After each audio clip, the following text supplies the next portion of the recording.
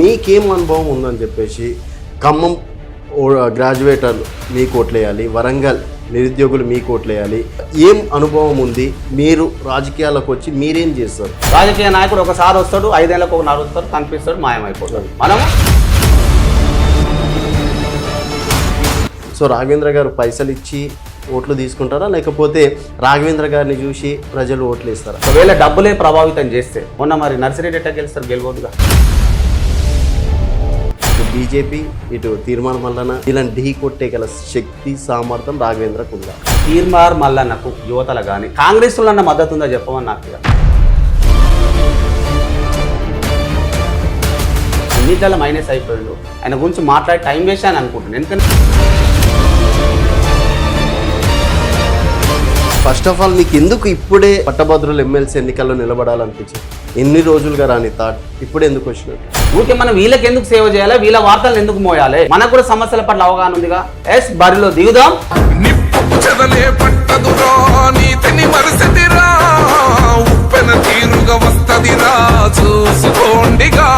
అధికారంలో ఏ పార్టీ ఉంటే దానికి తగ్గాల్సిందే. అక్కడ చెప్పిన మాటనే మీరు వినాల్సిందే, కానీ మీరు సొంతంగా గొంతు ఎత్తే ఫ్రీడమ్ అయితే ఇప్పుడున్న పరిస్థితులు లేదనుకుంటున్నాను నేను. సో మరి మీరు ఇంతగానం స్పీచ్లు ఇస్తున్నారు, ఇంతగానం చేస్తా అంటున్నారు, మిమ్మల్ని గెలిపిస్తే వాళ్ళకి జరిగేది ఏంటి, మేలేంటి? చాలా మంది అన్నారు, ఎన్టీఆర్ పార్టీ పెట్టినప్పుడు కూడా అన్నారు, ఒక్కంతో ఏమైతుంది అధికారంలోకి వస్తారా? ఎప్పుడు కూడా అదే రేవంత్ రెడ్డి గారిని కూడా నేను డిమాండ్ చేస్తా ఉన్నా.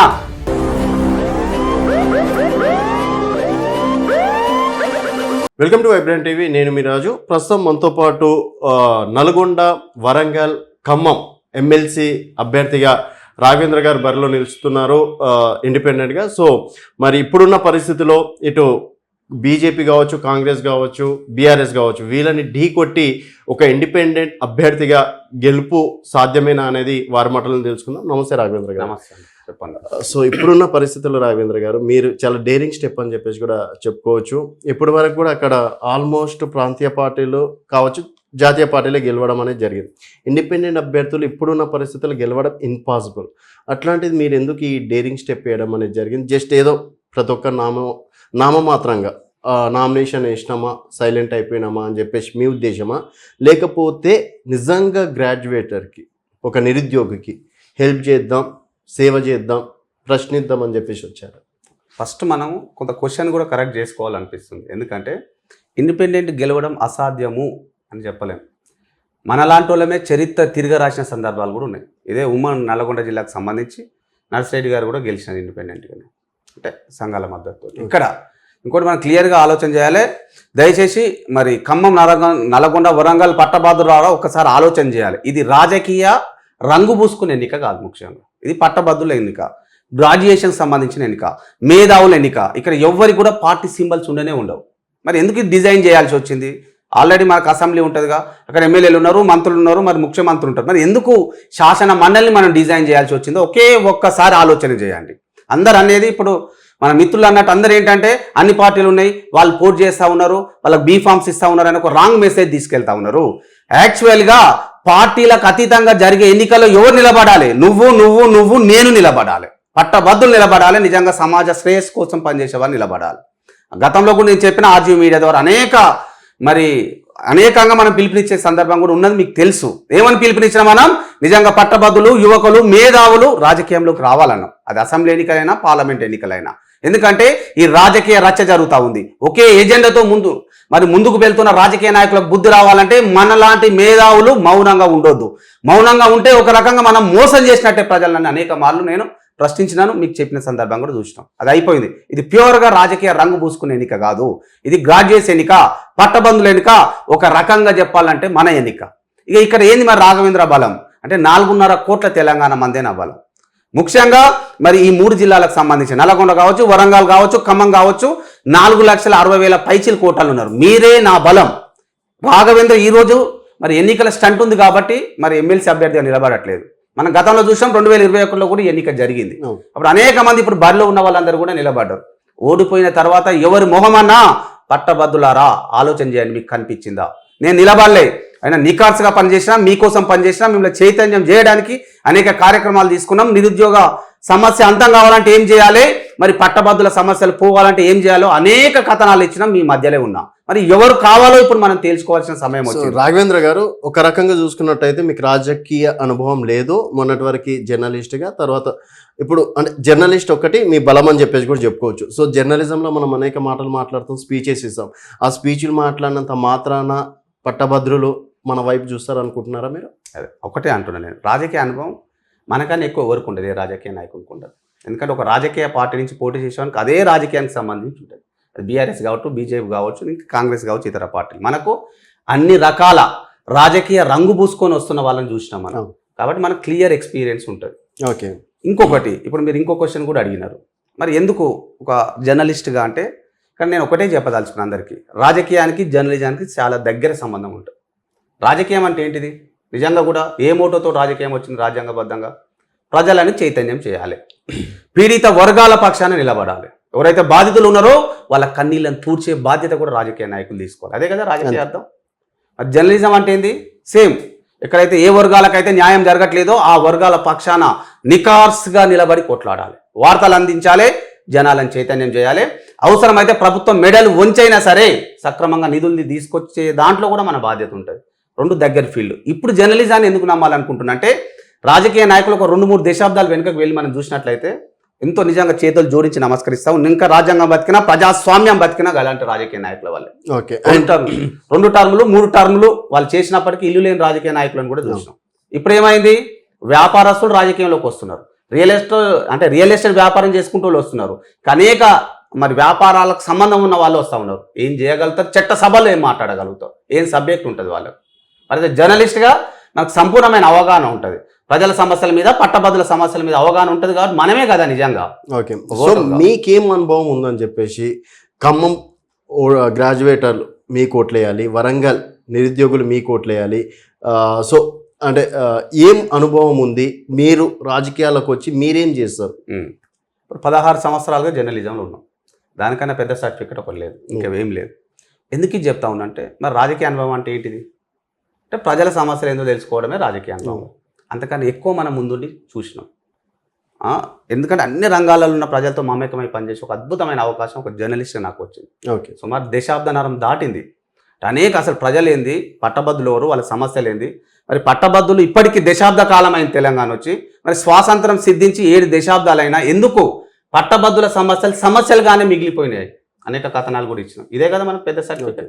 అంటే ఏంటిది? అనుభవం. మనం అనుభవం సంపాదించడం, దాంతోపాటు దగ్గరగా చూసి ఒక అవకాశం దొరికింది ఒక జర్నలిస్ట్గా.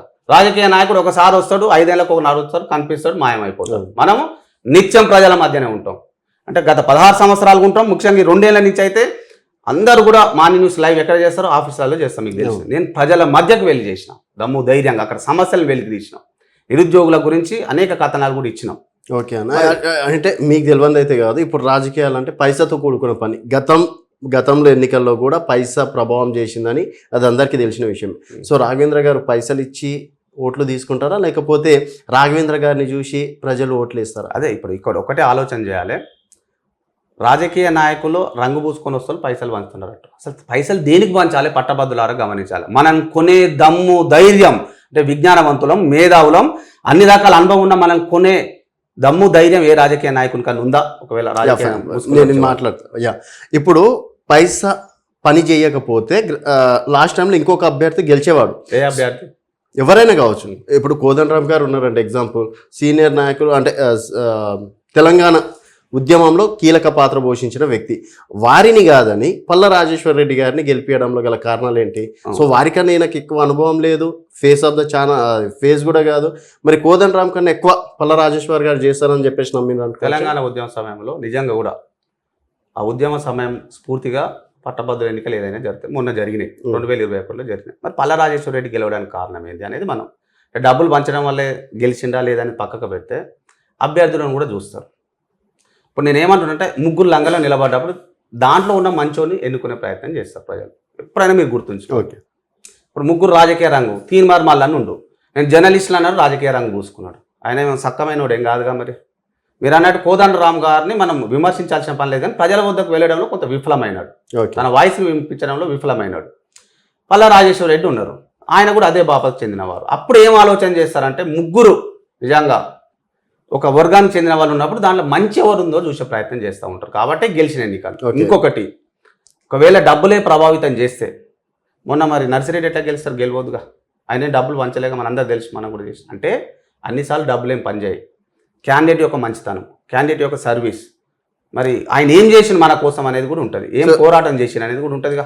అది మనం చేసినాం పట్టభద్రుల పక్షాన్ని ఇప్పటికి 2 ఏళ్ల నుంచి చేసుకుంటూనే వస్తూ ఉన్నాం కాబట్టి ఖచ్చితంగా సంపూర్ణ విశ్వాసం వాళ్ళు వ్యక్తం చేస్తూ ఉన్నారు. ఈరోజు వరంగల్ పోయినాం, అద్భుతంగా 1000 మంది స్వాగతం పలుకుతున్నారు. ఓకే, జర్నలిస్టులు కూడా స్వచ్ఛందంగా వచ్చినారన్న రావాలని. ఎందుకు వస్తారంటే ఆలోచన చేస్తూ ఉంటారు కాబట్టి. ఇంకోటి, ఇప్పుడు ప్రజల దగ్గర సింపతి అనేది మెయిన్ ఉంటుంది కదా. లాస్ట్ టైం తీర్మానం మల్లన్న సెకండ్ ప్లేస్కి రావడం అనేది జరిగింది ఇండిపెండెంట్గా నిలబడి. సో మరి తీర్మానం మల్లన్న ఇప్పుడు ప్రధాన పార్టీ కాంగ్రెస్ పార్టీ నుంచి నిలుస్తున్నారు. మరి ఇటు బీజేపీ ఇటు తీర్మానం మల్లన్న వీళ్ళని ఢీ కొట్టే గల శక్తి సామర్థ్యం రాఘవేంద్రకు ఉందా? మీరు ఒక సీనియర్ జర్నలిస్ట్గా కనిపిస్తూ ఉన్నారు, మీరు కూడా సర్వేలు చేసి ఉంటారు. తీర్మార్ మల్లన్నకు యువతల కానీ కాంగ్రెస్లో అన్న మద్దతు ఉందా చెప్పమని నాకు. ఇక వాళ్ళే కన్ఫ్యూజన్లో ఉన్నారు, యువత అనేది కన్ఫ్యూజన్లో ఉన్నారు. ఏమని, రాజకీయ నాయకుడా జర్నలిస్టా? అంటే జర్నలిస్ట్ రాజకీయ నాయకుడు కావద్దంటే కావచ్చు. ఏం చేయాలి? నువ్వు జర్నలిజాన్ని పక్కన పెట్టాలి. నువ్వు కెమెరా ముందుకు వచ్చినప్పుడు ఒక పార్టీ కండో కప్పుకొని వస్తా, నేను జర్నలిజం చేస్తా, ప్రజల పక్షాన పోరాటం చేస్తా అంటే ఏం చేస్తావు? చేయలేవు కదా. నేను కాంగ్రెస్లో జాయిన్ అయినా, కాంగ్రెస్ ఎజెండానే ముందుకు తీసుకెళ్ళాలి. బీజేపీ జాయిన్ అయితే బీజేపీ ఎజెండాని ముందుకు తీసుకెళ్లాల్సి వస్తుంది. బీఆర్ఎస్లో జాయిన్ అయితే వాళ్ళ మరి అడుగులకు మడుగులు ఎత్తాల్సి వస్తుంది కదా. మరి ఆయన చేసే పని కదేగా. కాబట్టి అన్నిట్లలో మైనస్ అయిపోయిండు. ఆయన గురించి మాట్లాడి టైం వేస్ట్ అని అనుకుంటున్నాను, ఎందుకంటే నేను తిరుగుతా ఉన్నా క్షేత్రస్థాయిలో. తీర్మార్ మల్లన్న పట్ల యువత మర్చిపోయినారు, తీవ్రమైన వ్యతిరేకత ఉంది. నిరుద్యోగులు అన్నారు, ఇదన్నారు, అదన్నారు. మరి 100 కోట్లు పోగేసుకున్నట్టు నాకైతే తెలియదు, వాళ్ళు అంటున్నదే. తర్వాత రాజకీయ రంగు పూసుకొని వస్తా ఉన్నారు. ఎమ్మెల్యే ఎన్నికైతే నాకు కావాలని, ఎమ్మెల్సీ అయితే నాకు కావాలంటుండే, ఎంపీ అయితే నాకు కావాల్సి ఉండే. ఫస్ట్ ఆయన ఎమ్మెల్సీ నిలబడ్డప్పుడు బీఆర్ఎస్ని అడిగిను, పోయిను, మోకలేని అంటాను నా జర టికెట్ ఇయ్యారా అని. ఇవ్వలేదు కాబట్టి కాంగ్రెస్ తరఫున నిలబడి ఓడిపోయి మళ్ళీ బీజేపీకి పోయి, కాంగ్రెస్ని తిట్టే బీఆర్ఎస్ని తిట్టే, మళ్ళీ బీజేపీ నుంచి కాంగ్రెస్కి వచ్చి మరి బీజేపీ నాయకులను తిడుతుండే, మళ్ళీ సొంత పార్టీలో ఉన్న నాయకులను కూడా తిడుతుండే. ఆయన ఎజెండా ఏంది అనేది ఎవరికి తెలియదు, ఈజ్ ఇన్ టోటల్ కన్ఫ్యూజన్. కాబట్టి ఆయన ఆయన పోటీ కూడా కాదు, మనం అంటున్న మాట కాదు, ఇది జనాలు అంటున్న మాట. ఆయన పూర్తిగా పక్కకు పెట్టేసినారు. వాళ్ళు అడిగేది ఒకటే, నువ్వు జర్నలిస్టువా రాజకీయ నాయకునివా? అటు ఇటు కానూనుగా అయింది కాబట్టి ఆయన గురించి మాట్లాడుకోవాల్సిన పని కూడా లేదు అని అంటా ఉన్నారు. కాబట్టి ఇవన్నీ అంటే పట్టభద్రులు వ్యక్తం చేస్తున్న అభిప్రాయాలు. సరే, మీరు ఎక్స్పెషల్లీ పట్టభద్రుల కోసం కావచ్చు, నిరుద్యోగుల కోసం చేసిన అతిపెద్ద పని ఏదైనా ఉందా? సక్సెస్ అయిన పని ఏదైనా ఉందా? చాలా సక్సెస్ స్టోరీస్ ఇచ్చినాం. నిరుద్యోగ సమస్య మంచి క్వశ్చన్ అడిగినారు, ముందుగా మీకు అభినందనలు తెలుపుతా ఉన్నాం. అంటే నేను మర్చిపోయాను యాక్చువల్గా. నిరుద్యోగ సమస్య మీద అనేకమైన పోరాటాలు చేసినాం. గ్రామ స్థాయిలోకి వెళ్ళి నిరుద్యోగుల సమస్యలు వెలికి తీసినాం. ఒక జర్నలిస్ట్గా మన బాధ్యత ఏమనుకుంటారు అందరూ, ఒక సమస్యను వెలికి తీయాలనుకుంటాం. మన సమస్యను వెలికి తీయడంతో పాటు దాని రెజల్యూషన్ ఏంది, ఆ సమస్య యొక్క సొల్యూషన్ ఏంది అని అడిగినాం. చెప్పే ప్రయత్నం కూడా చేసినాం. నిరుద్యోగ సమస్య అనేది అందరినీ వేధిస్తూ ఉంది. ఇలా 4.5 కోట్ల తెలంగాణ మందిని వేధిస్తున్న ఏకైక సమస్య నిరుద్యోగమే. ఎందుకంటే ఏ ఇల్లుని తీసుకున్నా నీలాంటి అయినో నాలాంటి అయినో ఇంటికో నిరుద్యోగం ఉన్నాడు. మరి సమస్యను ఎట్లా అంతం చేయాలని నేను ఆలోచన చేసాం. నాకు తట్టింది ఒక ఐడియా. నేను చెప్పిన చాలామంది, అరే మార్నింగ్ న్యూస్లో భాగంగా మనం విమర్శిస్తే కనీసం జాబ్లు ఇస్తలేరు అంటే ఒక ప్రముఖ వ్యక్తి, ఆయన పేరు అవసరం లేదు, మాజీ అయిపోయింది మంత్రి. ఆయన వచ్చి అన్నా నువ్వు 17 ఏళ్ళుగా చేస్తాను, చెప్పి ఎట్లా నువ్వు సాల్వ్ చేస్తావా అన్నాడు. మరి నేను చెప్పింది చేస్తావా అని అడిగిన. చేస్తాను. జాబ్ క్యాలెండర్ ప్రభుత్వ కొలువులు ఎన్ని ఇస్తావు 50,000 లక్ష ఇవ్వగలుగుతాం, అది 2-3 ఏళ్ళకు. మరి మిగతా 29 లక్షల మంది పరిస్థితి ఏంటంటే అప్పుడు చెప్పిన నేను, తెలంగాణ వ్యాప్తంగా ముఖ్యంగా నల్లగొండ తీసుకో, ఖమ్మం తీసుకో, వరంగల్ తీసుకో, ఏమున్నాయి? ప్రతి మండల కేంద్రాలలో పరిశ్రమలు ఉన్నాయి, ప్రతి జిల్లా కేంద్రాల్లో ఉన్నాయి, ప్రతి నియోజకవర్గ కేంద్రంలో ఉన్నాయి. దద్దమలారా ఒక జీవో ఎందుకు తీసుకురాలేకపోయినా అనేక కథనాలు ఇచ్చిన. అంటే ఒక జీవో ఎట్లా ఉండాలి, 80% ఉద్యోగాలు స్థానికులకే దక్కాలి, వాళ్ళ న్యాయం అది. యాక్చువల్గా అబ్సల్యూట్ దేర్ ఓన్ ఏమంటాం మనం, వాళ్ళు అంత కసితో ఉన్నారు. మరి ఎందుకు చేయలేకపోతా ఉన్నారు? 80% ఉద్యోగాలు తీసుకురావాలని ఒక జీవో తీసుకొచ్చి చట్టబద్ధత కల్పించాలన్న. అప్పుడు ఏమంటాం, నీలాంటి జర్నలిస్ట్ నాలాంటి జర్నలిస్ట్ పోతాం, కాగితం ఆట పారేస్తాం. ఎందుకు తీసుకుంటలేవు బిడ్డ, ఇక్కడ పరిశ్రమ నడుపుకుంటాను అంటుతావు. ఎందుకంటే ఇక్కడ పరిశ్రమ నడుస్తావు, ఈ గ్రామాలను కాలుష్య కుంపటిగా మారుస్తావు, గ్రామాలలో విష జలాలు వెదజల్లుతావు, అది ఎఫ్లూయెంట్ వాటర్ అంటావు. ఏ మీడియా సంస్థ చెప్పాలి నేను చెప్పిన, ఎందుకంటే ట్రీట్మెంట్ ప్లాంట్లు ఉండాలి. కాబట్టి మనం ఏం చెప్తాం, నిరుద్యోగ సమస్య అంతం కావాలంటే ఖచ్చితంగా 80% ఉద్యోగాలు స్థానికులకు దక్కాలి. అది ఈజీ ప్రాసెస్. ఎందుకంటే నల్లగొండ తీసుకో, ఎంతమంది ఉంటారు? 50,000 మంది ఉంటారు, 60,000 మంది ఉంటారు ముఖ్యంగా అనుకో. మరి ఎన్ని కంపెనీలు ఉన్నాయా? వేలాది కంపెనీలు ఉన్నాయి. కంపెనీకి 10, 20, 50 ఉద్యోగాలు ఇస్తే అయిపోతుందిగా. మరి ఏం ఉపయోగం ఇట్లా ఇవ్వడం వల్ల? నువ్వు జాబ్ క్యాలెండర్ వేయలేవు, నీకు దమ్ము ధైర్యం లేదు, మాకు కూడా తెలుసు, మా అందరికి ఉద్యోగాలు ఇవ్వలేనప్పుడు ఇది ఈజీ సొల్యూషన్గా. ఎందుకంటే నువ్వు గవర్నమెంట్ కొలువులు ఇవ్వాలంటే నీ ప్రభుత్వం దగ్గర డబ్బులు లేవు, నీ ప్రభుత్వ ఖజానా గండి పడతా ఉంది. మరి ఇక్కడ ప్రైవేట్ కంపెనీలు ప్రోత్సహించడం వల్ల ఇంకొక రకంగా చెప్పాలంటే గవర్నమెంట్ కన్నా ఎక్కువ జీతాలు ఇచ్చే కంపెనీలు ఉన్నాయి. 1 లక్ష నుంచి మొదలు పెట్టుకుని 6 లక్షల వరకు ఇస్తా ఉన్నాయి.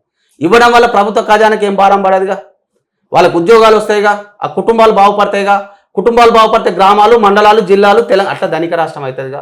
మోర్ ఓవర్ ఇంకొక చిట్కా కూడా చెప్పాను, దీని ద్వారా నిరుద్యోగ సమస్య అంతమవుతుంది, మీ ప్రభుత్వాలకు మంచి పేరు వస్తుంది. తర్వాత ఏంది, ఇప్పటికి కూడా మనకు 2000కో 3000కో పెన్షన్ ఇస్తే అమ్మా అయ్యా ఎప్పుడు ఇస్తామని అడుక్కోవాల్సి వస్తుంది. అవసరమే లేదు. ఇక ఖాళీగా తిరిగే పిల్లగానికి నువ్వు ఉద్యోగం ఇచ్చి 50,000 60,000 జీతం ఇస్తే మా తల్లిదండ్రులకు మేమే పెన్షన్ ఇస్తామని చెప్పిన. డ్యూయల్ అకౌంట్ తీయండి, ఒక పాలసీ తీసుకురండి. ఖాళీగా తిరిగే పిల్లగానికి ఒక 80,000 ఇచ్చినాం, 10,000 మా అమ్మాయికి, నీ ఇచ్చే 2,000 అవసరం లేదు, 70,000 ఆ పిల్లగానికి. ఆ పిల్లగాడు బాగుపడతారు, తల్లిదండ్రులు బాగుపడతారు. మీరు ఏదైతే మేనిఫెస్టో చెప్పి ఓట్లు దండుకోవాలనుకుంటున్నారో ఆ డబ్బులు మిగిలిపోతాయి, 30-40 వేల కోట్లు. అట్లా తెలంగాణని మళ్ళీ మనం బాగుపరచవచ్చు. ఎందుకు చేయలేకపోతా ఉన్నారు? ఒక పట్టభద్రుల ఎమ్మెల్సీ క్యాండిడేట్ గెలిచిన తర్వాత కేవలం నిరుద్యోగ ఇష్యూ అయినా వేరే ఇష్యూలు కూడా తీసుకుంటారు కదా. అదే చెప్పబోతా ఉన్నా. పట్టభద్రులు అంటే ఎవరు ఉంటారు దాంట్లో? అందరు ఉంటారు. డిగ్రీ చదువుకున్న వాళ్ళందరూ ఉంటారు. దాని నిరుద్యోగులు ఉండొచ్చు, రైతులు ఉండొచ్చు. మనం కూడా ఇప్పుడు కార్మికులు కూడా అంటా ఉన్నాం, ఎందుకంటే డిగ్రీ చదువుకున్నా మనం మూటలు మోయాల్సి వస్తుంది కాబట్టి. కార్మికులు కూడా ఉంటారు, డాక్టర్ల పిల్లలు ఉంటారు, టీచర్ల పిల్లలు ఉంటారు కదా. అంటే ఒక టీచర్ అయినా డాక్టర్ అయిన తర్వాత ఆయన పిల్లగారు 25 ఏళ్ళు అయితే ఉద్యోగం రాకపోతే నిరుద్యోగుడేగా. అంటే అందుకే చెప్తున్నా, ఇది అన్ని కోణాలకు సంబంధించిన విషయం. నెంబర్ 1. నెంబర్ 2, ఉద్యోగుల సమస్యలు తీసుకున్నాం. పిఆర్సీ ఇయ్యలేరా మీరు? డిఏ ఇయ్యలేరు. 1000 కోట్ల బడ్జెట్ ప్రవేశపెడతా అంటున్నాం కదా, దాంట్లో నుంచి కనీసం పిఆర్సీని ఎందుకు అమలు చేయలేకపోతా ఉన్నారు? డిఏలు ఎందుకు ఇస్తలేరు? లాస్ట్ మెడికల్ బిల్లులు వాళ్ళ హక్కు కదా, ఏదో హాస్పిటల్కి పోతే ఇంకా అనేక రకాలైన మెడికల్ బిల్లులు ఉంటాయి, ఎందుకు చెల్లించలేకపోతున్నారు చెప్పాలి. ప్రమోషన్లు టీచర్లు అడిగేది ఇయ్యలేరా? ట్రాన్స్ఫర్లు చేయలేరా? అంటే సోయి లేదు. ఇలా మండల విద్యాధికారులను తీసుకోవాలి, ఎంఈఓలు అంటాం. 5-6 మండలాలు కలిపి ఒకరిని పెడితే ఏం పర్యవేక్షణ ఉంటుంది? ప్రాథమిక విద్యనేగా మనకు మూల స్తంభం లాంటిది. మరి ఆ విద్య సక్రమంగా అందాలంటే ఎంఈఓలు ఉండాలిగా, ఒక పర్యవేక్షణ ఉండాలి. ఉందా? చేస్తలేరు. ఇక మళ్ళీ డిగ్రీ కాలేజీలు తీసుకోరు, పీజీ కాలేజీలు తీసుకోరు, ఇంకా అనేక కాలేజీలు తీసుకోరు. ఏం కావాలో వాళ్ళకు మీరే పెట్టిరుగా, ఫీజు రియంబర్స్మెంట్. ఒక దొంగ స్కీమ్ అన్న నేను, ఎందుకంటే ఎట్లాగో వీళ్ళు మోసపోతారు. దీంట్లో మాయ ఉంది ఫీజు రియంబర్స్మెంట్లో కూడా. కార్పొరేట్ ఒకవైపు, మనలా నిరుద్యోగులం ఒకవైపు. 99% నిరుద్యోగులు అందరం కలిసాం, 10 మందిమో 5 మందిమో కలిసి ఒక కాలేజీ పెట్టుకుంటున్నాం. కార్పొరేట్ శక్తులు ఇంకొక వైపు జొరబడ్డాయి. ఈ కార్పొరేట్ శక్తులకు తొత్తుగా మారి వాళ్ళ దాంట్లో వాటాలు పెడుతూ వాళ్ళకేమో డబ్బులు ఇస్తారు.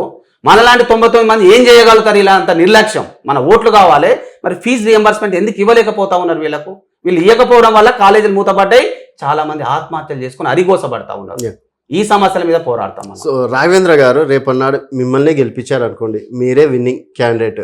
సో మీరు ఏదో ఒక రాజకీయ పార్టీ, అంటే అధికారంలో ఏ పార్టీ ఉంటే దానికి తగ్గాల్సిందే, అక్కడ చెప్పిన మాటనే మీరు వినాల్సిందే, కానీ మీరు సొంతంగా గొంతు ఎత్తే ఫ్రీడమ్ అయితే ఇప్పుడున్న పరిస్థితులు లేదనుకుంటున్నాను నేను. సో మరి మీరు ఇంతగానం స్పీచ్లు ఇస్తున్నారు, ఇంతగానం చేస్తా అంటున్నారు, ఎట్లా పాసిబుల్ అవుతుంది? అదే నేను చెప్పబోతా ఉన్నా. ఒకవేళ గెలిపిస్తే అన్నారు కదా, గెలుస్తున్నా నేను అదే గెలుస్తున్నారు, ఇంతగానం స్పీచ్లు ఇస్తున్నారు, పిఆర్సీ గురించి మాట్లాడుతున్నారు, నిరుద్యోగులు నిజాలు మాట్లాడుతున్నారు.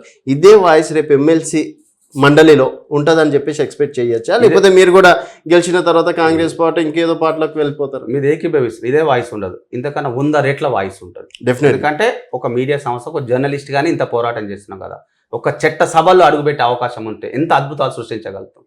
ఈ అందరి సమస్యలు చాలా మంది ఇట్లాంటి మాట్లాడే మాటలే అండి, అంటే ముందు మాట్లాడే మాటలే. గెలిచిన తర్వాత మీరు చూస్తారు కదా, ఇప్పుడు హోప్స్ ఉండాలి, నమ్మకం ఉండాలి. ఎందుకు ఉండాలని మీ క్వశ్చన్ కూడా సూటికి ఎందుకు ఆన్సర్ చెప్తున్నా అంటే, గతంలో ఎమ్మెల్సీగా గెలిచినారు, పని చేయలే, ఓడిపోయిన వాళ్ళు లేరు. మరి నేను ఎమ్మెల్సీని కాదు, ఎమ్మెల్యే అభ్యర్థిగా పోటీ చేయలే, ఈ రోజు వరకు మీరు చెక్ చేసుకొని ఏ పార్టీ సభ్యత్వం కూడా తీసుకోలేగా, మరి ఎందుకు పని చేయాలి? 2 ఏళ్ళు కడుపు కట్టుకొని, మరి కడుపు మాడంగా గ్రామాలకు ఎందుకు పోవాలి? ఒక పూట తింటూ ఒక పూట పస్తులుంటూ వాళ్ళ సమస్యలను ఎందుకు వెలికి తీయాలి? ఇది కాదా క్వాలిఫికేషన్? దీన్ని బట్టి నమ్మలేరా? మీరు అన్నది కూడా వ్యాలిడ్ పాయింట్. ఈ రోజు వస్తున్నారుగా, వాళ్ళని నమ్మం మనం. రాజకీయ ముసుగులో వస్తున్నారు, నువ్వు అన్న తీర్మానం మళ్ళీ ఇంకొక ఆయన. విద్యను వ్యాపారం చేసే వాళ్ళు కూడా వస్తూ ఉన్నారు, గతంలో వచ్చినారు, ఒకసారి వచ్చినారు, ఓడిపోయినా కథ మాయమైపోయినారు. చాలా మంది పట్టభద్రులు అంటా ఉన్నారు. నేను నిలబడలేగా, నమ్ముతున్నారుగా జనాలు. రాఘవేంద్ర అనే ఐతగోని రాఘవేంద్ర అనే వ్యక్తి ఇప్పటివరకు ఏ రాజకీయంగా నేను కాంటెస్ట్ చేయలేదు, పోటీ చేయలేదు. మరి ఎందుకు పని చేయాలి? మీకు కూడా తెలుసు, ఒక ఛానల్ నడపాలంత ఈజీ కాదు. మరి ప్రజా సమస్యలు ఎందుకు వెలికి తీయాల్సి వచ్చింది? పట్టభద్రుల సమస్యల మీద ఎందుకు పోరాటం చేయాల్సి వచ్చింది? ముఖ్యంగా జీవో నెంబర్ 46 ఉంది, దానిపైన అనేక కథనాలు ఇచ్చినాం. అంటే ఒకే రాష్ట్రం ఉంటుంది, ఒకే పాలసీ అంటారు. హైదరాబాద్ లాంటి ప్రాంతాలు ఒకలాగా, మరి నల్గొండ, ఖమ్మం, వరంగల్ లాంటి ప్రాంతాలు ఒకలాగైంది. ఇక్కడేమో 80-85 మార్కులు వస్తే నువ్వు పోలీస్ జాబ్ ఇస్తావు, మాకు 120 వేస్తే ఇవ్వవా? దద్దమలారా అని విమర్శించినాం. ఇది పోరాటం కాదా? ఏం స్వార్థం ఉంది? నేనేమన్నా పోలీస్ అప్పుడు ఏమన్నా రిక్రూట్మెంట్ జాబ్ రాసినా? నేను పోలీస్ జాబ్కి ఏం రాయలేదు. అంటే ఇక్కడ సమాజాన్ని చైతన్యం చేయాలి, సమాజంలో పట్టిన చీడ పురుగులను వేయాలని ఒక సంకల్పంతోనే 16 ఏళ్ళుగా ఉన్నా, ఈ 2 ఏళ్ళుగా కూడా పనిచేస్తా ఉన్నా. ఎక్కడ రాజకీయ రంగం ఏం పూసుకోలేదా నేను? కాబట్టి మనల్ని నమ్మొచ్చు ఈజీగా. నేను కూడా ఇప్పుడు మీరు అన్న వర్షన్ ఎప్పుడైతుంది అంటే, ఇప్పుడు ఎమ్మెల్సీ ఎన్నికలు రాగానే ఒక దుకాణం తెరిచి యూట్యూబ్ లాంటిది నేను ఈ 2 నెలల నుంచి నడిపిస్తున్నా అంటే ఒక భాగం ఉంటుంది. మనం అప్పటి నుంచి ఉన్నాం కదా, మనం మనల్ని తప్ప మనకే కదా క్వాలిఫికేషన్ ఉన్నది. గతంలో నిలబడి ఓడిపోయిన వాళ్ళు కనిపించలేదు, ఇప్పుడు వస్తున్నారు. మనం నిలబడకపోయినా పట్టభద్రుల కోసం, ప్రజల కోసం తెలంగాణ గొంతుకగా మారినాం కదా. ఓకే, ఇప్పుడు ఇంకో క్వశ్చన్ అడిగితే, ఇప్పుడు చూసుకున్నట్టయితే రాష్ట్రంలో కాంగ్రెస్ అధికారంలో ఉంది. ఆల్మోస్ట్ డిఎస్సి కూడా 1100 జాబ్లు కూడా నోటిఫికేషన్ విడుదల చేసిండ్రు. నిరుద్యోగ వృత్తి ఇస్తా అంటున్నారు, తర్వాత నిరుద్యోగులకు జాబ్ క్యాలెండర్ ఇస్తా అంటున్నారు, టీఎస్పీఎస్సి ప్రక్షాళన కూడా చేయడం అనేది కూడా జరిగింది. ఆ ఇంపాక్ట్ అనేది ఇప్పుడు డెఫినెట్గా ఎమ్మెల్సీ ఎన్నికలపైన ఉండొచ్చు అనుకుంటున్నాను. నేనేమంటున్నా అంటే, కాంగ్రెస్ ప్రభుత్వం ఇది చేస్తుంది అది చేస్తుంది అంటే, కాంగ్రెస్ ప్రభుత్వం కాదు ఉన్నది, తెలంగాణ గవర్నమెంట్. తెలంగాణ కాదు, నీలాంటి జర్నలిస్టు నాలాంటి జర్నలిస్టు రెక్కలు ముక్కలు చేసుకొని 500, 100, 200 ఉప్పు కొని, పప్పు కొని, బియ్యం కొని ప్రభుత్వ ఖజానాకు చేరిస్తే వాళ్ళకి జీతాలు వస్తాయి, ఎంజాయ్ చేస్తాం. అలా బాధ్యత ఏముంటుంది? గొప్పలు ఎందుకు చెప్తున్నారా మీరు అని అడుగుతా ఉన్నాను. చెయ్యి నువ్వు ఫస్ట్ నోటిఫికేషన్ విడుదల చేయడం కానీ నీకు దమ్ము ధైర్యం ఉంటే 6 నెలల కాలంలోనే నిరుద్యోగ సమస్యను అంతం చేయొచ్చు అని చెప్పి ఒకే రోజు నాకు టైం నా ఆలోచనలు తీసుకో. వారం రోజుల నిరుద్యోగ సమస్య ఉంటే 3 నెలలకు రాస్తాం. కహానీలు వద్దు అని చెప్తా ఉన్నా. అధికార పార్టీ ఏ అధికార పార్టీ ఉన్నా ఈ ఎందుకు పబ్బం గడుపుకోవాలి, ఎన్నికలు వచ్చినప్పుడు ఇప్పుడు ఎంపీ ఎన్నికలు ఉన్నాయి అన్నాడు, మళ్ళీ మర్చిపోతారు. అవునా కాదా? ఒక జర్నలిస్ట్ మీరు చెప్పండి. మన ఎజెండా ఏముంటుంది?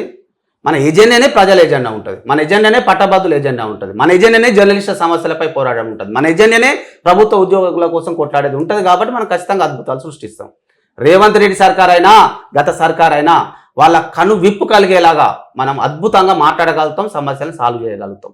ఎందుకు ఇప్పుడు వాళ్ళది కూడా తప్ప అంటలేదు, నాకు నవ్వు వస్తుంది ఒక్కొక్కసారి. నీకు సమస్య తెలిస్తే సొల్యూషన్ దొరుకుతుంది. ఇలా నేను ఒకటే ఛాలెంజ్ చేస్తా ఉన్నా. ఇప్పుడు ఎమ్మెల్యేలకు ఇప్పుడు ఒక చిన్న జాబ్ పెట్టాను, ఫ్యూన్ జాబ్ కానీ నీకు ఎగ్జామ్ రాయాలిగా.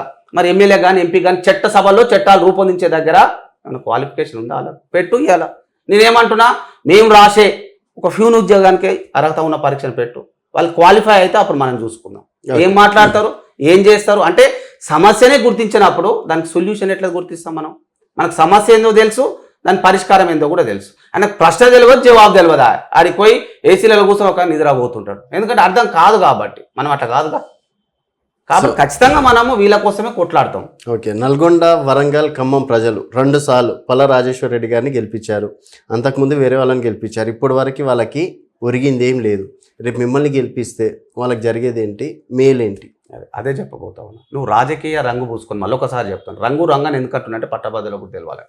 రాజకీయ ముసుగులో వస్తే నిజంగా నాకు పని చేయాలని ఉంటుంది. నేను కాంగ్రెస్ తరఫున బలపరుస్తుంది. నేను ఎవరికి పని చేయాలి? రేవంత్ రెడ్డి అంతే. బీఆర్ఎస్ టికెట్ ఇస్తుంది. పెద్ద దూర దగ్గరకు పోవాలి, సార్ ఏం మాట్లాడాలి సార్ రేపు అని అంటే ఒకవేళ కొంతమందికి ఉంటుంది, ఇంకొంతమందికి సబ్జెక్ట్ ఉండదు, మోయాలి. మనము నిస్వార్థంగా వస్తున్నాం, ఒక ఇండిపెండెంట్ అభ్యర్థిగా వస్తూ ఉన్నాం. అన్ని పార్టీల నాయకులు మనకు సపోర్ట్ చేస్తూ ఉన్నారు, ముఖ్యంగా పట్టభద్రులు ఈరోజు ఎక్కడికి పోయినా స్వాగతం పలుకుతూ ఉన్నారు. మరొకసారి చెప్తా ఉన్నా, గెలిచి వస్తా నేను వాళ్ళ నిజంగా చెప్పాలంటే వాళ్ళ సమస్యలు ఏంది అనేది మనకు సంపూర్ణ అవగాహన ఉంది. దానికి సొల్యూషన్ ఏందో కూడా తెలుసు. సమస్యను గుర్తించగానే కాదు, పుండు గీడు ఉంది, మంది ఏడబెడితే పుండు మాంతదా? పుండు ఏడు ఉంటే మంది ఆడబెట్టాలి. పుండు ఏందో తెలుసు, మంది ఏడబెట్టాలో మనకు తెలుసు. కాబట్టి ఈజీగా రిజల్యూషన్ అవుతుంది అని అంటున్నా. ఒకవేళ వాళ్ళు అట్లా చేయలేదు పక్షాన మరి శాసన మండలి ఏం వ్యూహాలు అమలు చేయాలి, శాసన మండలి ఎట్లా దద్దరిల్లాలే, ఆ సమస్యలు దిగొచ్చి రేవంత్ రెడ్డి కావచ్చు ఇంక ఎవరైనా కావచ్చు ఎట్లా సాల్వ్ చేయాలో ఒక వ్యూహాలు, పక్క వ్యూహాలతో మనం ముందుకు వెళ్తా ఉన్నాం. ఎందుకంటే సమస్య ఉన్నప్పుడు సొల్యూషన్ ఏందో తెలిసిన వ్యక్తిగా నేనున్నా. సమస్య ఏందో తెలియని వ్యక్తి సొల్యూషన్ పక్కకు పెడితే సమస్య ఏంది అనేది చెప్పమని ఉన్నాం. రమ్మని డెబేట్కి మీ టీవీ ఛానల్ పెట్టని కూర్చున్నాం. అభ్యర్థులందరినీ ఒక డెబేట్ కండక్ట్ చేయండి, అప్పుడు నేను చెప్తాను. ఓకే, ఇప్పుడు దాదాపుగా అంటే మీలాగనే అశోక్ సార్ లాంటి వాళ్ళు కూడా నిలబడడం అనేది జరిగింది. అండ్ ఇప్పుడున్న పరిస్థితిలో రాజకీయ పార్టీలను కాదని ఇండిపెండెంట్ అభ్యర్థుల వైపు చూసే రోజులు ఉన్నాయనుకోవచ్చా? ఇదే పట్టభద్రులు ఒకటే అన్న, మీరు ఇప్పుడు మళ్ళీ ఇంకోసారి కూడా చెప్తా ఉన్నాం, ఇలా పార్టీ సింబల్ ఉండదు. ఉండకపోయినా ఆ ప్రభావం అనేది ఉంటుంది కదా, ఎందుకు ఉంటుంది అనుకోవాలి మనం. నేను అదే చెప్తా ఉన్నా, నువ్వు మంచి చేస్తే ఆ విధంగా క్రియేట్ చేసిన పట్టభద్రులు ఎన్నికలు కదా, నువ్వు నేను నమ్ముతావా? నేను అదే అంటున్నా, పట్టభద్రులు ఒక వ్యక్తిని చూసి ఓటేసే రోజులు ఉన్నాయి అనేది నాకు 100% ఉన్నాయనే చెప్తా ఉన్నా. ఎందుకు ఉన్నాయంటే మొన్నటి వరకు ఉన్న బీఆర్ఎస్ సర్కార్ ఏం చేసిందో తెలుసు. నీళ్లు నిధులు నియామకాలను వేలాది మంది ఆత్మ బలిదానం అయితే మనకు తెలంగాణ వచ్చిన తర్వాత ఉద్యోగాలు ఇచ్చిర్రా? ఉద్యోగుల సమస్యలు పోయినాయా?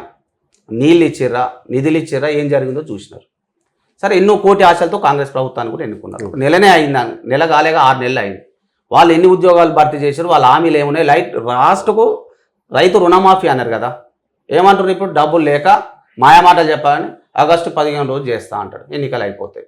మరి ఇప్పుడు ఇళ్ళవి కూడా అనమని అంటున్నా. అదే రేవంత్ రెడ్డి గారిని కూడా నేను డిమాండ్ చేస్తా ఉన్నా, పట్టభద్రుల సమస్యలు కూడా ఈ ఆగస్టు 15 తీరుస్తానమను, ఎందుకు అంటలేడు? ఫీజు రియంబర్స్మెంట్ చెల్లిస్తానమను, ఎందుకు అంటలేడు? 30 లక్షల మందికి ఉద్యోగాలు ఇస్తా నేను, స్థానిక కంపెనీలో అవసరమైతే కంపెనీలు సీజ్ చేసేలాగా నేను ఆర్డర్ చేస్తానని ఎందుకు అంటలేడు? అదే మనం ఎమ్మెల్సీగా అయితే కంపెనీల మెడల్ వంచుతాం ముందు, బిడ్డ ఇస్తారా పోతారా? మీ ఒక్కరితో అంతా అయిపోతుందా? మనకు వెంట పట్టభద్రులు అంత ఉన్నారు కదా, ఒక్కరం కాదు కదా, పట్టభద్రుల పక్షాన్నే కదా. ఒక ఎమ్మెల్సీ క్యాండిడేట్, ఒక ఎమ్మెల్సీ తలుచుకుంటే పాసిబుల్ అవుతుందా? ఎమ్మెల్సీ కాదు, సాధారణ యువత తలుచుకున్న అవుతుంది. ఎందుకంటే మరొకసారి చెప్తా ఉన్నా, సమస్య ఏంది, దాని సొల్యూషన్ ఏందన్నప్పుడు ఇప్పుడు మనం చూసినాం, చాలామంది అన్నారు ఎన్టీఆర్ పార్టీ పెడతాప్పుడు కూడా అన్నారు ఒక్కంతో ఏమవుతుంది అధికారంలోకి వస్తారా. ఎప్పుడు కూడా మన సక్సెస్కు తొలి మెట్టే కారణం. ఫస్ట్ ఒక మెట్టు ఎక్కడానికి ప్రయత్నం చేయాలి. మనం ఎక్కువ కన్ఫ్యూజ్ కావాల్సిన పని లేదు. ఒకరితో అవుతుందా, ఇద్దరితో అవుతుందా, 10 మంది, ఒకరితోటే అవుతుంది ఏదైనా. ఒకరము ఒక 1000 మంది, 1000 మంది, 1,00,000 మంది, 1,00,000 మంది, కోటి మంది, ఆ కోటి మంది 4.5 కోట్ల మందిలో చైతన్యం తీసుకొస్తారు. 4.5 కోట్ల మంది అక్కడ చైతన్యం కావాలంటే ఇక్కడ ఒక్కడిగా మనం చైతన్యవంతంగా ముందుకు సాగాలి. సమస్యల పట్ల పూర్తి అవగాహన ఉన్న మనలాంటి జర్నలిస్టులు నికార్సుగా పనిచేయాల్సిందే. సో ఫస్ట్ ఆఫ్ ఆల్ మీకు ఎందుకు ఇప్పుడే అంటే పట్టభద్రులు ఎమ్మెల్సీ ఎన్నికల్లో నిలబడాలనిపించింది? ఎన్ని రోజులుగా రాని థాట్ ఇప్పుడు ఎందుకు వచ్చినట్టు? అదే నేను క్లారిటీగా నేను ఏం చెప్తా ఉన్నా అంటే, రాజకీయాల వైపు కానీ ఈ పట్టభద్రుల ఎమ్మెల్సీ ఎన్నికల వైపు కానీ నేను రాదలుచుకోలేదు. ఎందుకంటే మనలాంటి వాళ్ళ వస్తాం బాగా విమర్శిస్తాం, కొంత మైనస్ అవుతుందేమో. సరే అధికార పార్టీ పోయినా సరే పల్లా రాజేశ్వర రెడ్డి నిలబడాలనుకుంటే మనం గట్టి ఫైట్ చేయొద్దు. సరే వాళ్ళు కొట్టుకుంటున్నారు, ఎవరైనా గెలవని ఒక అవకాశం ఇచ్చి చూద్దాం. ఫస్ట్ ఒక జర్నలిస్ట్గా మనకేం పెద్ద దీని మీద ఆసక్తి కూడా లేకుండా అప్పట్లో. సరే వాళ్ళు నిలబడ్డారు, అప్పటి నుంచి ఉంటున్నారు కదా, చూద్దాం ఏమన్నా చేస్తారు. గెలిచిన అభ్యర్థి అయినా ఓడిన అభ్యర్థి అయినా ప్రజల మధ్యలో ఉంటారు, పట్టభద్రుల మధ్యలో ఉంటారు అనుకున్నాను. షాక్ అయిపోయినా నేను. అయితే ఎన్నికలు అయిపోయిన తర్వాత గెలిచిన ఆయన పోయి ఎన్నో ఉంటూ రిజైన్ చేసేసిండు. ఓడిపోయిన వాళ్ళ మొహమే కనిపించలే, పట్టభద్రులను తిట్ట ఏ ఆల్ వేస్ట్ కాదు వీళ్ళు వేస్ట్ అంటే ఓటు వేస్తేనేమో నీకు మంచోడు. ఏదైనా తీర్పును గౌరవించాలి కదా, గెలిచేది ఒక్కడే కానీ కాంటెస్ట్ చేసిన వాళ్ళందరూ గౌరవించాలా లేదా? అంటే పట్టభద్రులు ఇంకా నీకు కాస్త పని చేయమన్నారని అర్థం కదా. వాళ్ళని విమర్శించుకుంటూ గాల సమస్యలను పరిష్కరిస్తానా, జీవో నెంబర్ 46 మీద పోయినప్పుడు తీర్మానం అని వాళ్ళ మీద సీరియస్ కావడం ఇది మంచిదేనా? మరి అప్పుడు పుట్టిన ఆలోచన ఊకే మనం వీళ్ళకి ఎందుకు సేవ చేయాలి, వీళ్ళ వార్తలను ఎందుకు మోయాలి? మనకు కూడా సమస్యల పట్ల అవగాహన ఉందిగా, బరిలో దిగుదాం, సమస్యలను పరిష్కరిద్దాం, ఆ జయంతో వచ్చిన. లేకపోతే ఇప్పుడు కూడా ఇంకా 10 ఏళ్ళైనా 20 ఏళ్ళైనా జర్నలిజం అంటే ఇష్టం. ఇప్పుడు మన జర్నలిస్ట్కి ఏముంటుంది, అన్న రాని కూసబెడితే ఇంత ఛాయ్ తాగడానికి అలవాటు పడ్డాం. మన జీవితాల గురించి ఆలోచన చేస్తే బూర్న మనం డక్కున డోర్ లోపటేసుకోవాలి, ఇవ్వలేనప్పుడు అన్న వాష్రూమ్ కానీ పోతాం, డోర్ వేసుకొని ఒకటే ఏడ్పేస్తుంటాం, ఎవడేం పట్టించుకుని నాదు లేడు. జర్నలిస్టుల సమస్యల పట్ల అవగాహన ఉంది, పట్టభద్రుల సమస్యల పట్ల అవగాహన ఉంది. అందులో ఉన్న నిరుద్యోగులు కావచ్చు, ఉద్యోగులు కావచ్చు, చిరుద్యోగులు కావచ్చు, వివిధ రంగాల్లో పనిచేసే వాళ్ళు కావచ్చు, వాళ్ళ సమస్యలు ఏంది, ఎట్లా సాల్వ్ చేయాలో పక్కటి బంది ప్లాన్ ఉంది బ్రదర్ మన దగ్గర. అందుకే మనం ఇప్పుడు కూడా చూజ్ చేసుకున్నాం. మనలాంటి వాళ్ళం ఎందుకు రావద్దు, మనం ఒక ఓటర్మేగా. ఎప్పుడు గాయన వస్తుండు, ఆకాశ రామాన్ని వస్తున్నాను ఎందుకు ఉండాలి? మనమే బరిలోకి దిగుతాం. నేను స్వాగతించిన ఆర్జీ మీడియా ద్వారా కూడా అనేక మార్లు చెప్పిన, ఫ్రీ కథనాలు ఇస్తామని చెప్పిన, సింగిల్ రూపాయి మాకు అవసరమే లేదు. నిరుద్యోగ యువత కదిలి రావాలి. రాజకీయ ఎప్పుడైనా మనం అంటూ ఉంటాం రాజకీయాలు మారాలంటే ఎట్లా మారాలి? టీవీ చూసుకుంటున్నావు, ఛాయ్ తాగుకుంటున్నావు, నలుగురం కలిసినప్పుడు అంటే మారుతుందా? నువ్వు బరిలో ఉండు, ఫస్ట్ నువ్వు మోటివేట్ చేయి, అప్పుడు మారుతాయి రాజకీయాలు. లేకపోతే ఏంది, వాళ్ళు కూడా స్పీచ్లు ఇస్తారు పోతారని వాళ్ళ పని వాళ్ళు పెడతారు. 10 కోట్లు 20 కోట్లు పెడతారు, 200 కోట్లు సంపాదిస్తారు. ఎట్లా సంపాదిస్తారు? మన ప్రభుత్వ భూములు అమ్మాలి, ఒక భూములు అమ్మాలి, చెరువు శిఖం భూములు అమ్మాలి, కాంతి శిక్కుల భూములు అమ్మాలి, దేవాదాయ ధర్మాదాయ శాఖ భూములు అమ్మాలి, హెచ్ఎండి ఉన్న పరిధిలో ఉన్న భూములను 2 ఎకరాలు కొనాలి, 20 ఎకరాలు ఆక్పై చేసుకోవాలి. 100 కోట్లు ఉన్నాయన 600 కోట్లు, 1000 కోట్లు, 10,000 కోట్లు సంపాదించుకోవాలి. మనకు తెలుసు. నేను ఏమంటున్నా అంటే, మేధావులారా, నీకు సమస్య తెలిసినప్పుడు మౌనంగా ఉంటున్నామంటే సమాజాన్ని మోసం చేసినట్టు. ఖచ్చితంగా తిరగబడాలి, అన్ని ఎన్నికల్లో పోటీ చేయాలి, గెలవాలి, రాజకీయాలను మార్చాలి. ముఖ్యంగా ఈ నల్గొండ, ఖమ్మం, వరంగల్ ఎన్నికల గురించి యావత్ దేశం కూడా చూస్తుంది. పట్టభద్రులు ఏం తీర్పు ఇవ్వబోతా ఉన్నారు, రాజకీయ నాయకులు కూడా వేచి చూస్తూ ఉన్నారు. ఇప్పుడు రాజకీయాలకు ఇళ్ళ కూడా చొరబడతా ఉన్నారుగా.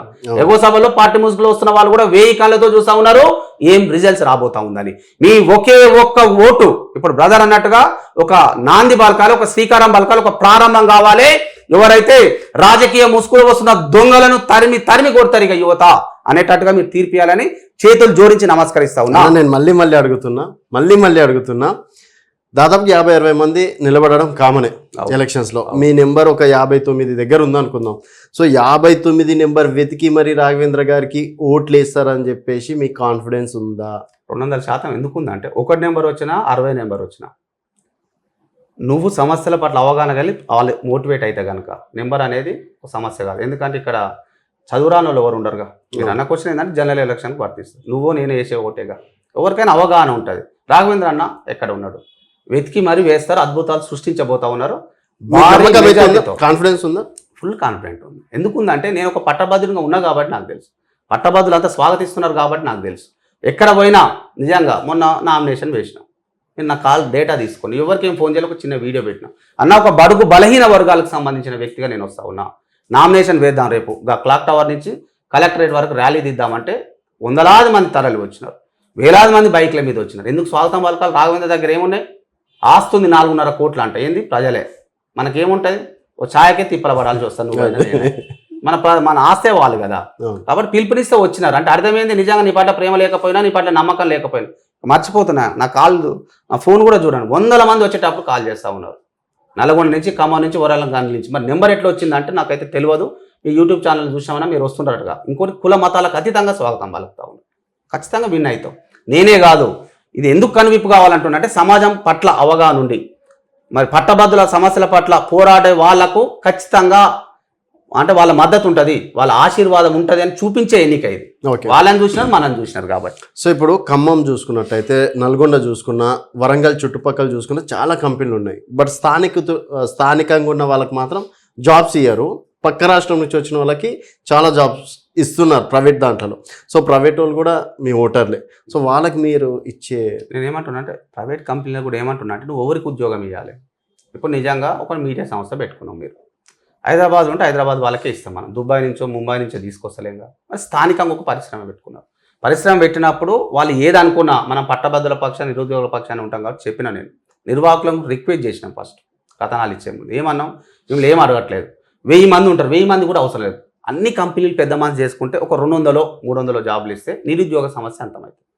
ఈ కంపెనీలకు పేరు వస్తుంది. భూములు కోల్పోయినారు కాబట్టి వాళ్ళు అక్కడే కాలుష్య కుంపిట్లో ఉండరు. ఇలా ఆంధ్ర ప్రాంతం వాళ్ళు, పక్క రాష్ట్రం వాళ్ళు ఇక్కడ వచ్చి 2 లక్షలు తీసుకుని హైదరాబాద్లో విల్లాలు కొంటున్నారు. అయిపోయిందిగా. మా భూములు పోయినాయి. మనం భూమిని ఒక తల్లిగా భావిస్తాం. భూములు దెబ్బతిన్నాయి, భూగర్భ జలాలు దెబ్బతిన్నాయి. ఈ ఎఫ్లైంట్ వాటర్ని కొంతమంది నిర్వాహకులు అందరూ ఏం చేస్తూ ఉన్నారు, పెద్ద పెద్ద ట్యాంకులు కట్టి వ్యర్థ జలాలు అంటాం, అనుభవం కానీ డేంజర్ అని అప్పుడు హైకోర్టులు కూడా అన్నాయి.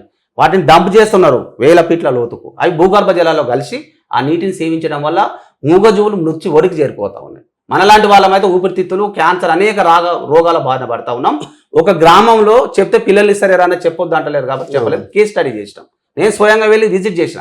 ఇంటికి ఒక క్యాన్సర్ పేషెంట్ ఉంది. ఈ పాపం వాళ్ళదేగా. అయినా మేము అడుగుతున్నాం, నీ కంపెనీలను మూసేయమని అడగట్లేదు. ఇప్పటికి కూడా అర్థం చేసుకోవాలి. వాళ్ళు కూడా కంపెనీ ఉంది, నీది నడుస్తూ ఉంది, మా పిల్లలకు ఉద్యోగాలు తర్వాత ఎవరికన్నా ఇచ్చు. ముందు మా పిల్లల కడుపు నింపు, అన్ని రకాలుగా నాశనం అయినాం. మా అయ్యలు చచ్చిపోతాం దగ్గర అయినారు. ఇంటికో క్యాన్సర్ పేషెంట్లు ఉన్నారు, భూమిలో అయిపోయినాయి. నీళ్ళు తాగుదామంటే నిజంగా కూడా ఎట్లా ఉన్నాయి ఇవాళ ఎఫ్లెంట్ జలాలు బయటకు వస్తున్నాయి, ఎర్ర రంగు నీళ్ళు. మరి ఎట్లా బతకాలి? అన్ని నాశనం చేసినా నువ్వు. మేము అడుగుతున్నది ఏంది, నీ కంపెనీలో వాట అడుగుతలేం. నువ్వు కంపెనీ నిర్వహిస్తే 1000 కోట్లు 2000 కోట్లు సంపాదించుకుంటున్నావు కదా. ఏ బిడ్డ మా దగ్గర పెట్టినావు, మాకు 1000 కోట్లలో 500 కోట్లు ఏమని అడగట్లేదు. చిన్న జాబ్ అడుగు తీయలేనప్పుడు ఎందుకయ్యా మరి కంపెనీలు? ఎస్ చెప్తావు, ఇదే నా నినాదం. నువ్వు నిరుద్యోగులకు ఉద్యోగం ఇవ్వలేనప్పుడు నీ కంపెనీలను మూసుకో బిడ్డ అని అడుగుతా ఉన్నావు. దమ్ముందా మీకు? 100% ఉంది. రేపు అదే జరగబోతా ఉంది. మూసేయమని కూడా అంటలేం. మూసేసే దమ్ముందా, ధైర్యం ఉందా అనేది వాళ్ళు చూస్తారు. ఎప్పుడు చూస్తారు? నువ్వు నిరుద్యోగులకు ఇస్తే స్వాగతిస్తాం, ఓ శాల్వా కప్తాం, నువ్వు నేనే పోతాం, మంచిగా మీరు కూడా విజువల్ తీసుకుంటారు అని స్వీట్ తినిపిస్తాం, చెప్తాం. బిడ్డ మీరు అట్లా కనుక చేయలేకపోతే మీ కంపెనీలు ఎట్లా నడుస్తాయో నేను చూస్తాం. ఎందుకంటే యువత ఉన్నారు, తిరగబడి కొట్టే రోజులు దగ్గర ఉన్నాయి. ఏం చేస్తాం? ఓపిక పట్లంత వరకు పడతాం. ఆకలి అవుతుంది నాకు బాగా. 2 తినాల్సింది 4, 5, 6 తర్వాత ఏది దొరికినా తింటాం. ఇదే కాన్ఫిడెన్స్ చివరి వరకు ఉంటుందా? 200% ఉంటుందన్న. పక్క. ఎందుకు ఉంటుంది అంటే ఆన్ కెమెరా చెప్తా ఉన్నా కదా. ఎందుకు ఉంటుందని చెప్తా ఉన్నా అంటే చూస్తున్నారు 16 ఏళ్ళుగా. నేనంటే తెలుసు అందరికీ, రాఘవేంద్ర అంటే ఏదో తెలుసు. వాళ్ళు స్వాగతిస్తేనే మనం ఇప్పుడు వచ్చినాం. అన్న మీరు కూడా రండి పోటీ చేయండి అంటేనే, లేకపోతే నువ్వు నేను చేసే ధైర్యం చేస్తాము మీరు అన్నట్టు అందరు అన్నారు కాబట్టి వస్తా ఉన్నాం. 200% మార్పు సాధ్యమవుతుంది. ఈ ఎన్నికలు రాజకీయ నాయకులకు, అవినీతి పరులకు, భూ కబ్జాదారులకు, అనేకంగా దోపిడీదారులకు ఒక గుణపాఠం కాబోతా ఉంది. చరిత్ర తిరగ రాయబోతా ఉన్నాను, చూసుకోండి మీరుగా. సో ఫైనల్ క్వశ్చన్ అన్న, ఇప్పుడు 60-70 మంది నిలుస్తారు, ఓ 10 మంది నిలుస్తారు అనుకోండి. సో 10 మంది డిఫరెంట్ కన్నా రాఘవేంద్ర దాంట్లో స్పెషాలిటీ ఏంది? ఇంకొకటి ఫస్ట్ ఎందుకంటే మీలాగనే ప్రతి ఒక్కరు చెప్తారు, మనం కూడా ఇంటర్వ్యూ తీసుకున్నా ఇవే మాటలు చెప్పేది ఎవరైనా సరే.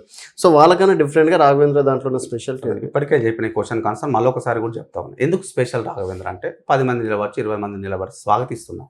ఎందుకంటే కనీసం పట్టభద్రులు ముందుకు వచ్చి మరి నిలబడడానికి ముందు నేను స్వాగతిస్తాను. ఎంత మంది వస్తే అంత మంచిది. ఎవరు గెలుస్తారు అనేది ఒకరే గెలుస్తారు, అది రాఘవేంద్ర గెలవబోతా ఉన్నారు, మీరు చూస్తారు. మరి ఏం డిఫరెన్స్ ఆ 10 మందికి అంటే పట్టభద్రులకు తెలుసు. ఈరోజు ఎవరైతే నిలబడుతున్నారో ఒక లిస్టు తీసుకోండి. 10 మంది నిలబడతారా, 20 మంది నిలబడతారా, 50 మంది నిలబడతారు. వాళ్ళు ఈ పట్టభద్రుల గురించి ఏం మాట్లాడారు, వాళ్ళ సమస్యల పట్ల ఏం అవగాహన ఉంది అనేది ఒక కంపేర్ చేసుకుంటారు కదా పట్టభద్రులు. మీరు ఓటేసే ముందు కూడా ఫర్ ఎగ్జాంపుల్ నాకు ఓటేయాలి, ఎందుకు వేయాలి అంటే మీ దగ్గరనే ఆన్సర్ ఉంటుంది. ఎవరు మా కోసం పనిచేస్తూ ఉన్నారు, ఎవరు నిటారుగా నిలబడతా ఉన్నారు, ఎవరు నిరుద్యోగులను అరెస్ట్ చేసినప్పుడు ఆ ఎస్ఐ కానీ ఆ సిఐని కానీ ఎస్పీని కానీ దడదడ లాడించి బయటికి తీసుకొచ్చినారు, ఎవరు పోలీస్ స్టేషన్ల ముంగట నిజంగా దమ్ము ధైర్యంగా న్యూస్లు పెట్టినారు చెప్పాలి. మరి ఇవన్నీ వాళ్ళ దగ్గర లెక్క ఉంటుంది. అవన్నీ చేసినాం మనం కాబట్టి అడుగుతుంది. ఎన్నిక గురించే రాలే మనం, అందుకని ఇది పల్లా రాజేశ్వరి, ఇది ఎన్నిక కూడా కాదు, ఉప ఎన్నిక. మనందరం మాట్లాడుకుంటే ఆయన రిజైన్ చేసింది కాబట్టి వచ్చింది ఎన్నిక. దీనికోసం అనుకుంటే మనం 2 నెలల క్రితమే మనం పెట్టకపోదాం ఛానల్ కూడా, మంచి హ్యాపీగా ఒక దాంట్లో స్టాఫ్ రిపోర్టర్ ఉన్నో ఇన్ఛార్జ్ ఉన్నా అదే చేసుకుందాం కదా. ఇప్పుడు వచ్చింది కాబట్టి అవకాశం, మనం నిలబడాలి, మన బాధ్యత కూడా మన కర్తవ్యం కూడా, నిలబడతాం గెలుస్తాం మనం. ఓకే, సో ఫైనల్గా ఏం చెప్తారు అందరికీ? మరొకసారి చెప్తా ఉన్నా, మిత్రుడు మంచిగా ఇంటర్వ్యూ కూడా చేసిండు, మీ అందరు చూడబోతూ ఉంటారు వీడియో అప్లోడ్ చేసిన తర్వాత. నల్గొండ, ఖమ్మం, వరంగల్ పట్టభద్రులారా ఒకే ఒక్క నిమిషం ఆలోచన చేయండి. అయితగోని రాఘవేంద్రకే ఎందుకు ఓటేయాలి? ఇంతకుముందు బ్రదర్ అడిగినట్టు ఎందుకు వేయాలంటే మీ సమస్యల పట్ల సంపూర్ణమైన అవగాహన ఉంది. మరి దాని పట్ల అవగాహనతో పాటు ఏం చేస్తే మన బతుకులు మారుతాయి, ఏం చేస్తే మన బతుకులు బాగుపడతాయి అనే ఒక సంపూర్ణ విజ్ఞానం ఉంది. నిజంగా విజ్ఞాన భాండాగారమే అనుకోవచ్చు మనం. ఎందుకంటే ఇప్పుడు నేను కొత్త ఏం కాదు, మీరు ఎన్నికల కోసమే నేను రంగంలోకి దిగలేదు. ఇప్పుడు వస్తున్న అందరు అభ్యర్థులు కూడా చూడండి, ఎన్నికల నోటిఫికేషన్ వచ్చిన తర్వాత వచ్చి అప్లై చేసుకుంటున్నారు. మనం ఎన్నిక వస్తుందని తెలియక ముందే మీ మధ్యలో మీకోసం పనిచేస్తూ ఉన్నా, నిటారుగా పనిచేస్తూ ఉన్నా. శాసన మండలికి బలమైన గొంతు, ఒక బడుగు బలహీన వర్గాలకు సంబంధించిన ఒక అయితగోని రాఘవేంద్రని మీరు శాసన మండలికి పంపిస్తే మీ సమస్యనే నా ఎజెండా ఉంటుంది, ఇంకా వేరే ఎజెండా కూడా ఉండదు. కాబట్టి దయచేసి ఒకే ఒక్కసారి, నేను మనులు అడగట్లేదు, మాణిక్యాలు అడగట్లేదు, మీరు ఒక ఓటు వేయండి, మీకు తెలిసిన వారితో మరొక ఓటు వేయించండి. ఇదే నేను అడిగేది. మీరు ఓటు వేసి ఆశీర్వదిస్తే ఇప్పటికే పోరాడుతూ ఉన్నా ఇంకా రెట్టించిన ఉత్సాహంతో మీరు ఇచ్చిన కాన్ఫిడెన్స్ 1000 కూడా బలాన్ని చేకూరుస్తూ ఉంటుంది. మీ సమస్యలు ఎట్లా తీరవో నేను తెలుసుకుంటా మీ పక్షాన, ఎందుకంటే మీకు పనులు ఉంటాయి, మీ పనులు మీరు చేసుకుని నా పని ఏంది మీ సమస్యలు పరిష్కరించడమే. కాబట్టి దయచేసి మరొక మాట చెప్తా ఉన్నా, అందరూ ఒకే ఒక్క ఓటు వేయండి. ఇప్పటికీ అందరూ ఘన స్వాగతం పలుకుతా ఉన్నారు. నిరుద్యోగ యువత అయినా పట్టభద్రులైన అందరూ కూడా పేరు పేరున అభినందనలు తెలుపుతా ఉన్నా. ఇదే స్ఫూర్తితో మరొక 15 రోజులు పనిచేద్దాం, గెలుద్దాం. గెలిచిన తర్వాత 6 నెలల్లోనే ఈ సమస్యలకు సొల్యూషన్ దొరుకుతుంది. నమ్మండి నమ్మండి నమ్మండి. Please vote for me, give me 1 vote అని అడుగుతా ఉన్నా. ఒకే ఒక్క ఓటు వేయండి, మీకు తెలిసిన వాళ్ళతో కూడా వేపియండి. మీ సమస్యల పరిష్కారానికి కృషి చేస్తామని మీడియా సాక్షిగా చెప్తా ఉన్నా, లేకపోతే ఆయన నిలదీయొచ్చినాను. డెఫినెట్గా మీరు అన్నారు కాబట్టి డెఫినెట్గా నేను వస్తా. చాలా హామీలు ఇచ్చిండ్రు, అవన్నీ దృష్టిలో పెట్టుకోవాలని చెప్పేసి కూడా కోరుకుంటున్నా. నిలదీస్తా అన్నారు, ప్రభుత్వం ఏది ఉన్నా సరే మీ గొంతై వినిపిస్తా అన్నారు. చూద్దాం ఎంతవరకు కాన్ఫిడెన్స్ ఉంటారు. ఆల్ ది బెస్ట్ అండి. థ్యాంక్ యూ అండి.